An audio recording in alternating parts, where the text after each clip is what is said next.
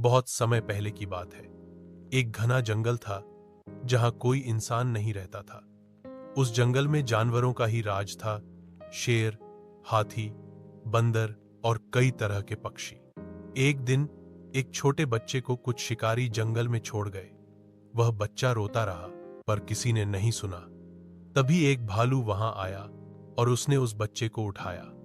उसने बच्चे को नुकसान नहीं पहुंचाया, बल्कि अपने पास रख लिया।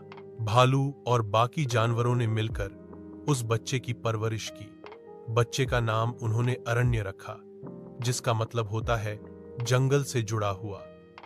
अरण्य ने जानवरों की भाषा सीखी, पेड़ों पर चढ़ना, शिकार करना और नदी में तैरना सीख लिया।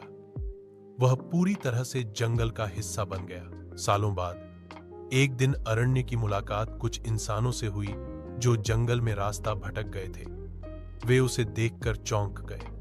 उन्होंने उससे बात करने की कोशिश की, लेकिन अरण्य उनकी भाषा नहीं समझ पाया। धीरे धीरे उन्होंने उसे गांव ले जाने की कोशिश की।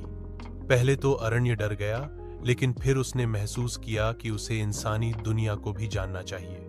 गांव में उसने बोलना, लिखना और इंसानी समाज के नियम सीखने शुरू किए। बहुत मुश्किलें आईं, पर उसकी लगन ने सब आसान कर दिया। कुछ सालों में वह एक समझदार, बुद्धिमान और बहादुर युवा बन गया। उसने जंगल और इंसानी दुनिया के बीच सेतु बनने का काम किया। उसने दोनों को जोड़ने और एक दूसरे की रक्षा करने का सपना देखा।